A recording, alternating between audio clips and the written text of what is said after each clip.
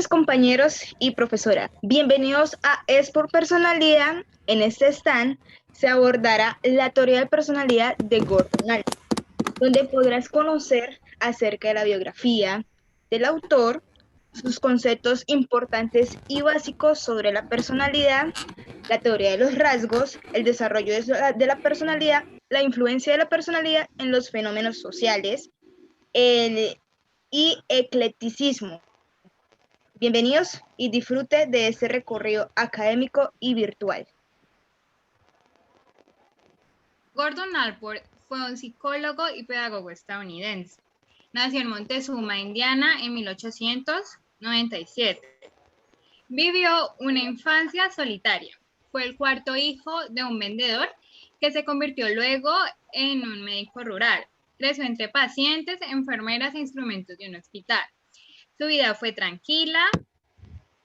Su familia luego se estableció en Cleveland, Ohio, donde Allport creció en un ambiente protestante del oeste medio y de trabajo esforzado.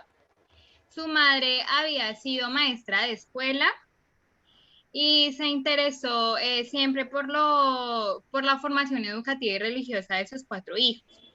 Y esperaba que Gordon fuera un misionero, mientras que su padre esperaba que lo ayudara en su consultorio. Siguiendo los pasos de su hermano mayor Floyd, graduado en psicología en Harvard, quien se convertiría en un importante psicólogo social.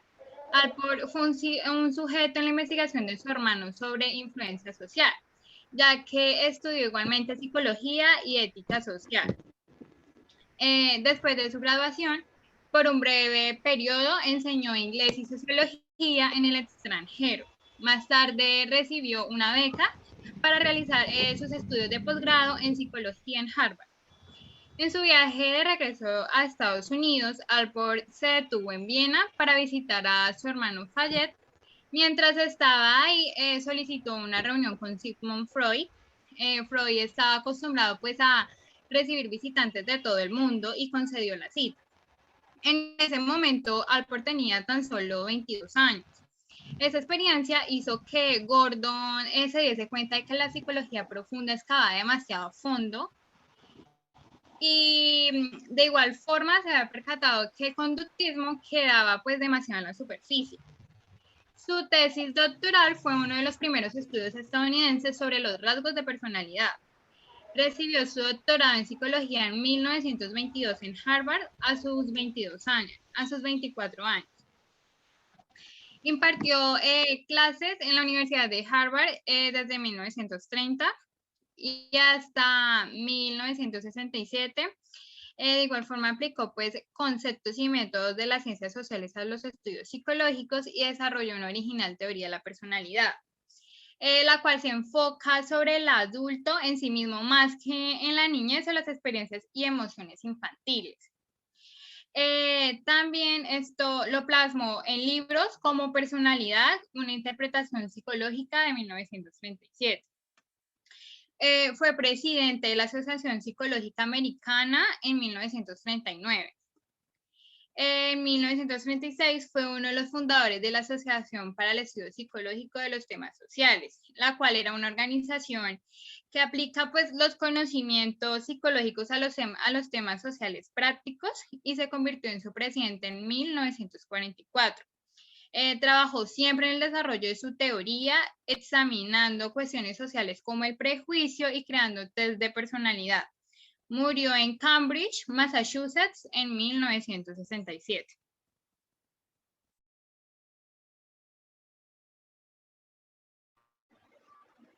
Bueno, Alper nos daba como unos conceptos importantes. Uno de ellos es la personalidad. Decía que la personalidad era como la integración de todos los rasgos y características que determinaban como tal el comportamiento del individuo.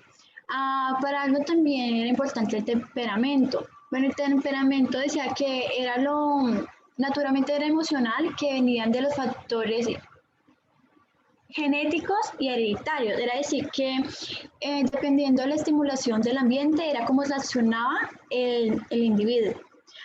Para Alpo también era muy importante el carácter. Él decía que el carácter era como todo lo que posee el individuo de lo que era moral y ético. O sea, decía que eran los fundamentos donde estaba el juicio de valor de la persona y la evaluación ética que cada persona teníamos.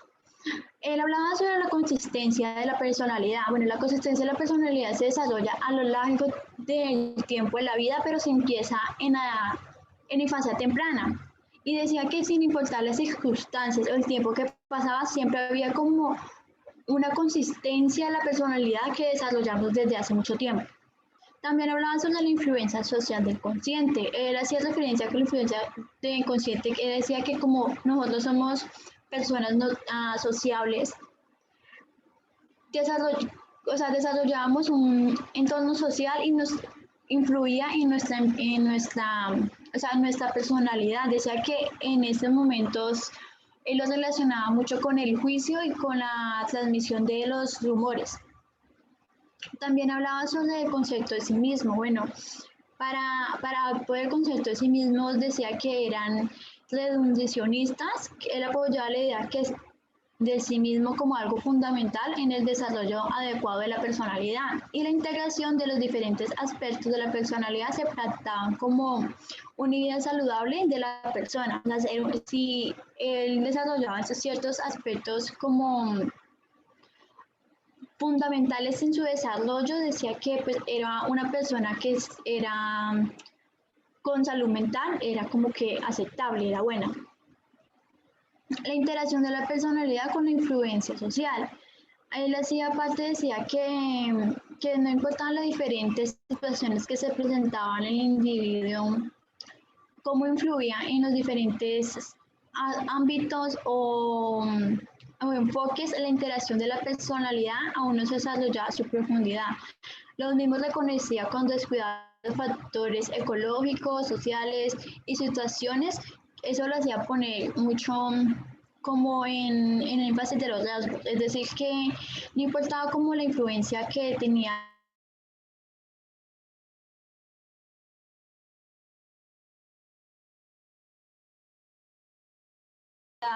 nuestra persona.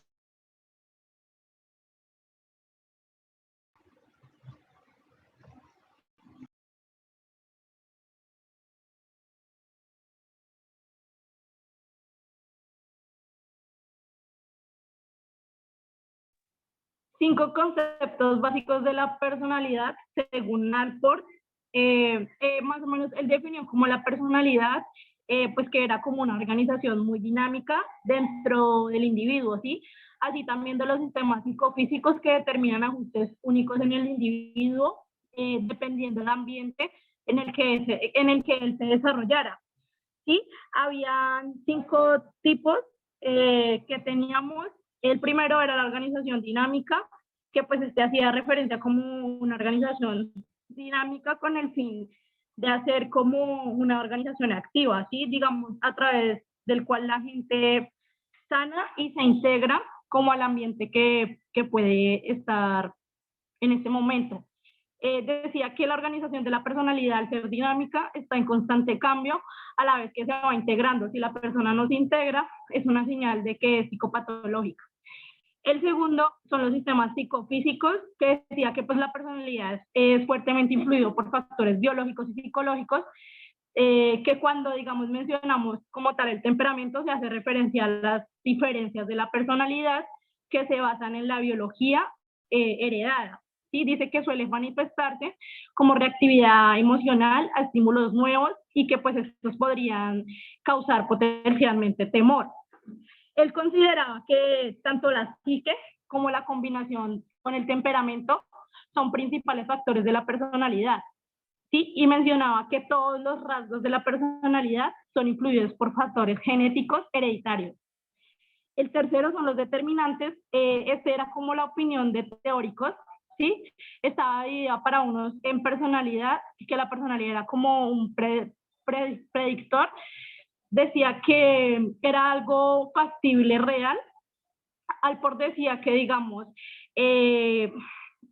sea, él tenía como desacuerdo apoyando la afirmación de que la personalidad resulta de la conducta, Sí, porque él decía que los rasgos se manifiestan en 35, un sentido físico, por lo tanto, decía que no son un subjetivo creado en la imaginación, sino que viene a ser como una manifestación biofísica. El cuarto eran los únicos, que él decía que, digamos, esto difería como con la afirmación de cuántos instintos o motivos son lo que mueven o diferencian a todas las personas. Decía que en un caso estaban de acuerdo con el psicoanálisis de Freud, porque Freud sostenía que la personalidad se basa en la motivación sexual. Él, en cambio, decía o creía que la gente pues está motivada por los rasgos diferentes que están como en su sistema. Él se hizo como una pregunta que decía, ¿acaso sería posible que uno o dos motivos fueran influyentes en tantas personas? También como que se preguntó, ¿acaso no es posible que las motivaciones sean distintas y que vayan cambiando incluso en la misma persona a medida que madura? El siguiente es el ajuste al ambiente, que decía que pues la personalidad para él es producto de los intensos que son realizados por sistemas nerviosos centrales para lograr como una comodidad y seguridad para el individuo. Sí, esto pues resultaba de cierta manera abrumador, porque entre anhelos y exigencias rigurosas del ambiente, la forma de buscar adaptación pues al ambiente de cada individuo es única debido a las diferencias hereditarias y del ambiente donde se desarrollan.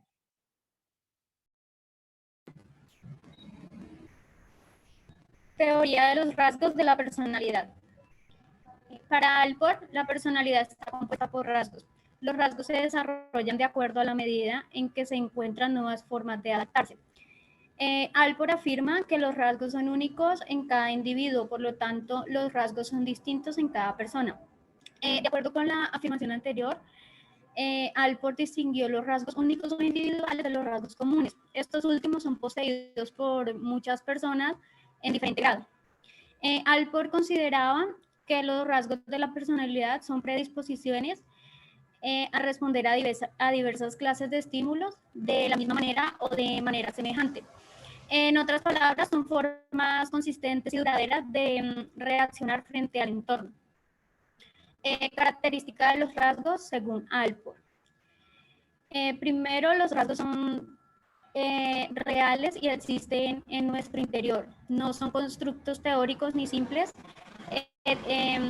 etiquetas inventadas para explicar el comportamiento.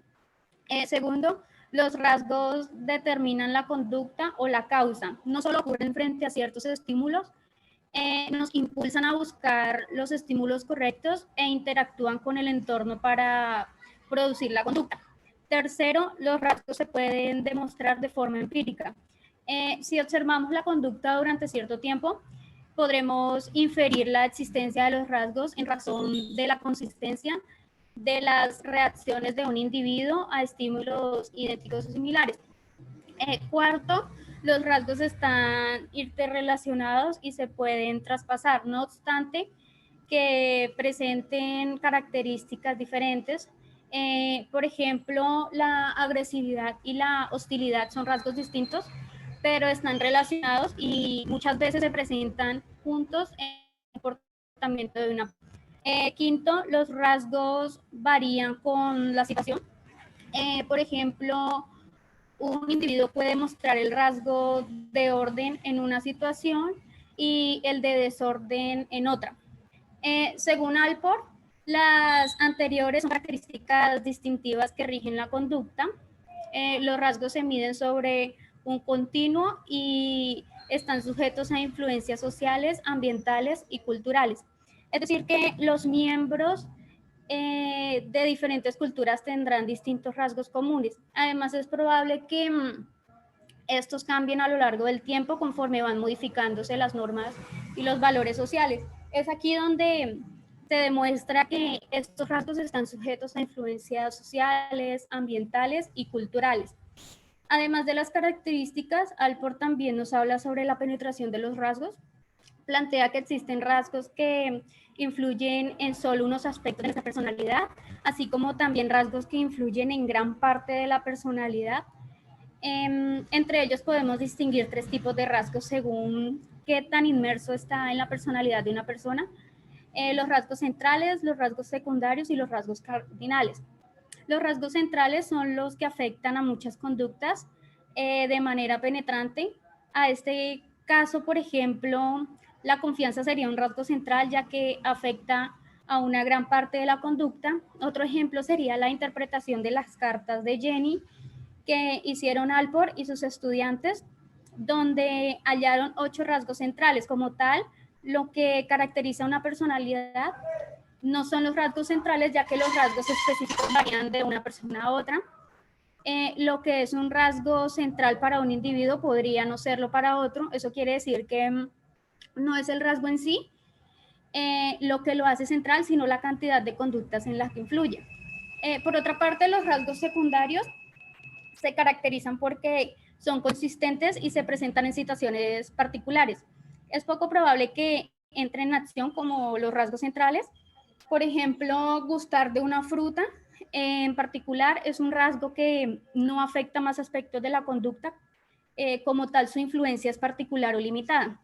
Por último, los rasgos cardinales se caracterizan porque tienen predominancia en el total de la personalidad. Estos son aquellos rasgos que poseen un rasgo cardinal. Los que poseen por lo general son famosos o reconocidos por ello. Por ejemplo, Don Juan era tan famoso por sus hazañas sexuales que su nombre se convirtió en sinónimo de rompecorazones y libertinos.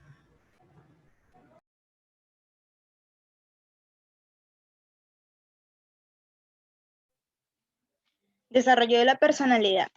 En la descripción del desarrollo de la personalidad, Alport hacía hincapié en las últimas etapas del desarrollo, a diferencia del psicoanálisis, que propone un énfasis en el desarrollo en la etapa temprana. Él lo hace en las últimas etapas del desarrollo, empezando desde la autonomía funcional. Esta se diferencia del psicoanálisis porque enfatiza las últimas etapas más desarrolladas de la persona, a diferencia del desarrollo temprano. Es cierto que los rasgos se forman como estrategias adaptativas para satisfacer necesidades, sean las cuales sean de origen de estos, al final pierden una conexión en sus orígenes. De esta forma, la motivación se vuelve plenamente contemporánea. Esta autonomía funcional parte de 2 funciones, de 2 representaciones, las cuales son la teoría funcional perseverante y la autonomía funcional apropiada. La autonomía funcional perseverante, en la cual se refiere especialmente a los hábitos que se podrían considerar conductas que ya no sirven para sus propósitos originales, pero que se mantienen. Por ejemplo, una persona podría empezar a fumar como un símbolo de la rebeldía de adolescencia, pero ya después con el tiempo no puede dejarlo, porque sencillamente la persona no puede abandonarla, ya se forja como un hábito en la conducta, ese hábito que ha perseverado. Asimismo, está la autonomía funcional apropiada, que se caracteriza por estar más dirigida al self que los hábitos. Los valores constituyen una parte importante durante este funcionamiento. Por ejemplo, quizás te castigaron cuando pequeño por ser egoísta, pero esta acción de ninguna manera se trató en tu self, ¿sí? No influyó en el futuro y que más bien te sirvió, se convirtió en un valor para ti. La idea de autonomía funcional de su autor se podría decir que son valores desarrollados por las personas. En esta categoría, Alport desarrolló un libro llamado A Study of Values. En su traducción quiere decir un estudio de valores. En 1960, junto a una prueba de valores, a un test, que estos se centraban en el teórico. Por ejemplo, un científico valora la verdad. Lo económico, un negociante valoraría la utilidad. El estético, un artista, naturalmente valoraría la belleza. El social, un ejemplo sería una enfermera, podría tener un fuerte amor por las personas.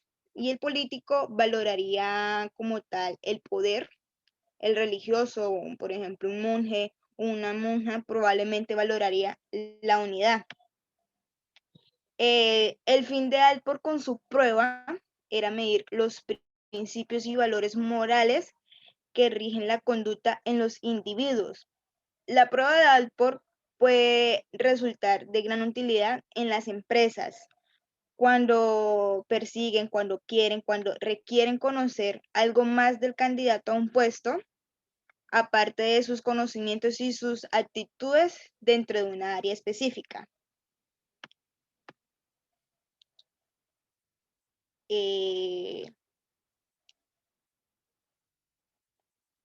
Las cualidades de un adulto maduro normal. Alport mencionaba varias características de la personalidad madura de una personalidad sana, las cuales se dividen en extensión del sentido de sí mismos, en la cual un adulto maduro es una persona desarrollada y con características, como características tienen intereses autónomos en los cuales puede pasar gran parte de su tiempo realizando trabajos, como un pasatiempo, algo creativo, como realizar un proyecto.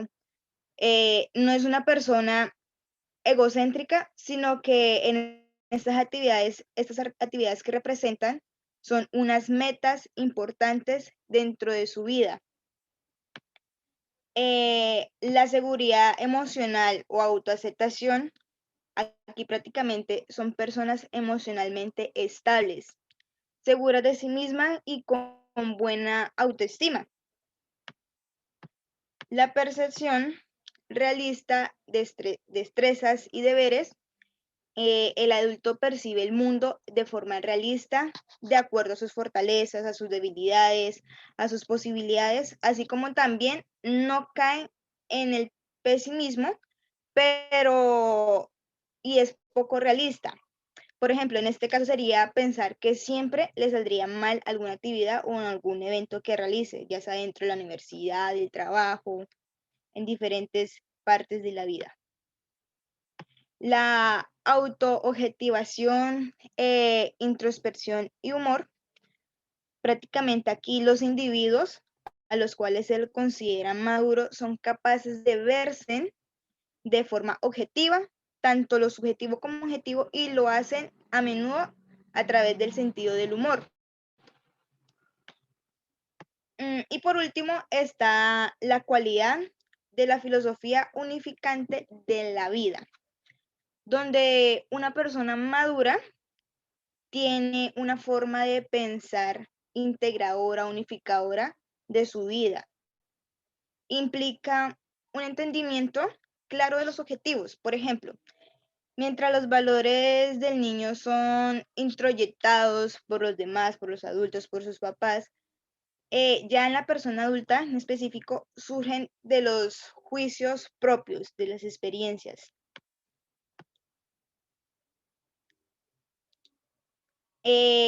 La unidad de la persona se considera como una integración que debe provenir del interior de uno mismo, de cual se debe forjar la unidad, ya que no lo garantiza su historia personal ni social.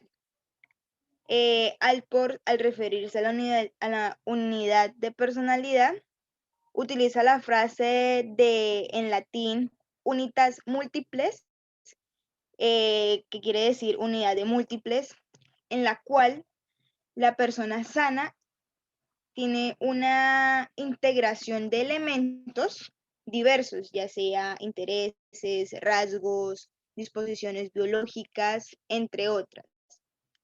Alport exhortaba a los psicólogos a considerar a los individuos como un todo, en lugar de analizarlos por partes aisladas, como específicamente solo los hábitos, en solo conflictos, y así sucesivamente.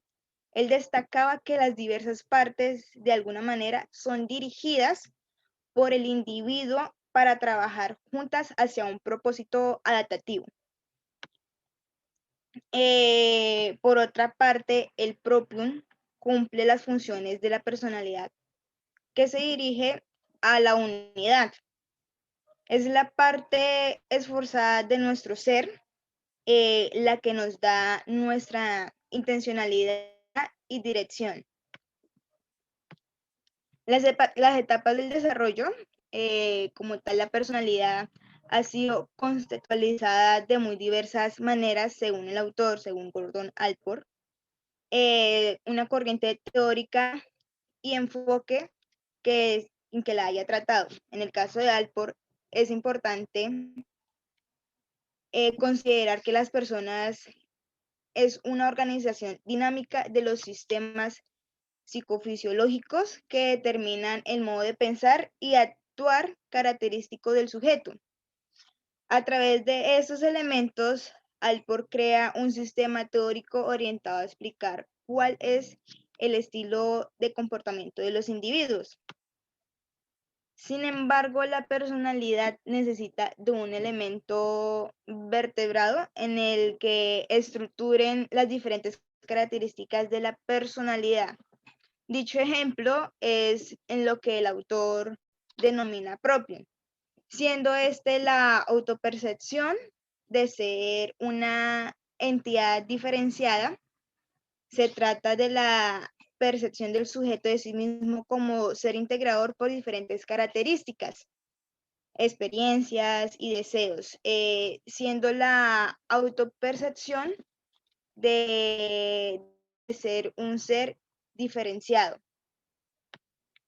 En la teoría de la personalidad de Allport se considera de esta percepción de la propia unidad una forma de diferentes factores, los cuales son los elementos que configuran dicho esqueleto de la vida mental que se va adquiriendo a lo largo de la maduración psíquica, lo que se conoce como el sentido corporal, que aquí como tal, propium, engloba todos los aspectos de la personalidad que se dirigen a la unidad y comienza su desarrollo en la infancia con el sentido del sí mismo corporal. Por ejemplo, el niño a través de la exploración del mundo, llevándose cosas a la boca, lo cual contribuye a un desarrollo del sentido del yo corporal. La autoidentidad se da ya en el segundo año de la vida y es la segunda etapa del desarrollo del propium, lo cual continúa hasta los 4 años aproximadamente. En esta etapa, el niño desarrolla su sentido de autoidentidad, toma conciencia de sus experiencias individuales, separando, comienza a reconocer sus nombres. A partir de esta etapa, su sentido de individualidad se desarrolla de forma continua. La valoración del yo comienza a los 2 o 3 años aproximadamente. En esta etapa, el niño comienza a desarrollar su autoestima, comienza a experimentar el sentirse orgulloso por hacer algo, a sentirse bien o sentir humillación y egoísmo. La extensión del yo empieza a los 3 o 4 años aproximadamente y aquí el niño comienza a identificarse con sus pertenencias como extensiones de su yo. Por ejemplo, el niño dice que algo es suyo. Por ejemplo, esta es mi pelota, esta es mi muñeca. Y en este proceso, este proceso continúa hasta la adultez. La autoimagen incluye tanto la evaluación de nuestras habilidades, estatus y roles, actuales como nuestras aspiraciones a futuro. Alport sugería que los niños entre los 4 a 6 años comienzan a ser capaces de proponerse metas futuras y están conscientes de si son buenos para ella o malos. El agente racional está entre los 6 a 12 años de edad y aquí se puede decir que el niño afronta la vida de forma racional. En esta etapa como tal se está ocupado de resolver problemas, planteando formas de hacer las cosas. Prácticamente en esta etapa se va desarrollando las funciones adaptativas. Ya en la etapa séptima, la lucha apropiada, se deriva del término de Alport, el propio, y comienza en la adolescencia. En esta etapa ya la motivación implica el yo con una dirección de intencionalidad. La última etapa sería el que conoce.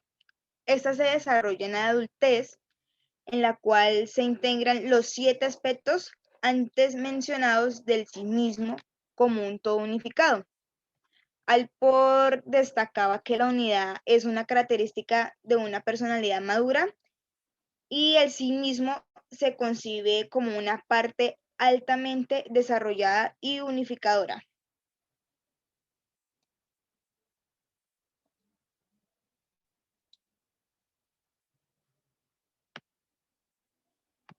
Continuidad y cambio en el desarrollo de la personalidad se presenta por hábitos y actitudes, donde los hábitos son respuestas específicas, inflexibles frente a determinados estímulos.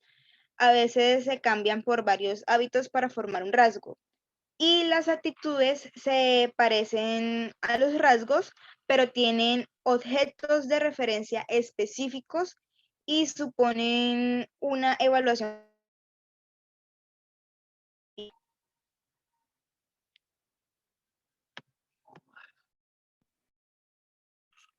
Influencia de la personalidad en los fenómenos sociales. Esto, Alport veía a los humanos como seres sociales, esto buscaba las causas de las conductas dentro del individuo. De esta forma, sus contribuciones a la comprensión del prejuicio, la religión y la transmisión de rumores destacan la importancia de la personalidad más que la causalidad social. Esto denominó algunas influencias. En primera instancia tenemos el prejuicio. Nos dice que Alport escribió un libro clásico sobre esta influencia. En ese trabajo pudo examinar factores como la influencia interna y externa del grupo, las defensas del yo, los procesos cognitivos, la función del lenguaje, los estereotipos en la cultura y el aprendizaje de la niñez. Alport define el prejuicio como una antipatía basada en la generalización inflexible y errónea que puede ser sentida o expresada dirigida hacia un grupo como totalidad o hacia un individuo por ser miembro de un grupo. Además de esto, Alport ofreció estrategias prácticas para la reducción del prejuicio. Otra influencia es la religión y prejuicio. Alport criticaba bastante a los psicólogos por ignorar el papel de la religión en la personalidad. Esto le interesaba en particular la forma en que la religión se relaciona con el prejuicio racional y sugirió que la hermandad y el fanatismo están entrelazados en la religión e intentó entender cuándo prevalecería pues cada uno de ellos.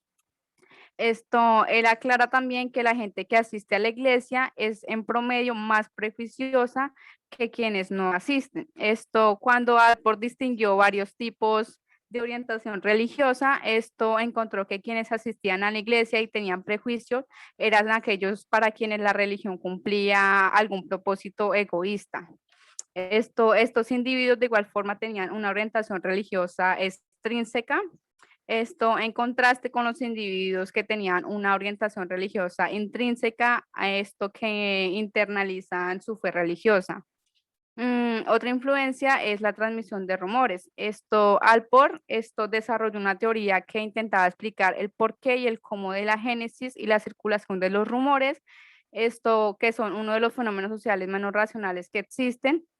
para que una determinada información se convierta en un humor, donde decía que destacaban la importancia y su ambigüedad como las características básicas. Esto explicaban de igual forma el papel de las motivaciones y la proyección en la propagación de los mismos. También describen los procesos de nivelación, acentuación, asimilación de la información que se transmite pues bajo la forma de rumor. Otro concepto que también esto pertenece a la influencia es el eclecticismo. Esto, de igual forma, Alport creía que la psicología, en especial la psicología de la personalidad, debería obtener la verdad de muchas áreas. Denominó ecléctica a su aproximación. Esto planteó dos tipos de eclecticismo. El primero es el eclecticismo Corneja. Nos dice que esto es en base a un ave, que al igual que es igual a una urraca, en la que en esta parte se colecciona todo, y el eclecticismo Corneja no es selectivo. Otro es el eclecticismo sistemático, que en contraste el eclecticismo sistemático es selectivo y trata de formar un todo unificado de lo que toma. Para complementar esto, Alport creía que el eclecticismo era un sistema que busca la solución de problemas fundamentales al seleccionar y unir lo que se conceptúa verdadero de los diversos enfoques especializados de la ciencia psicológica.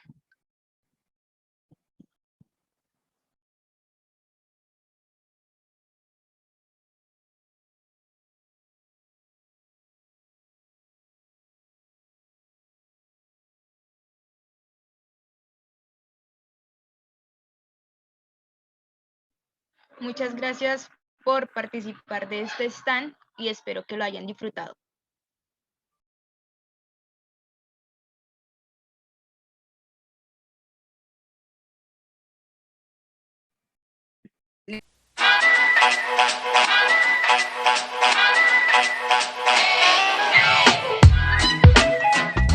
¡Hey tú!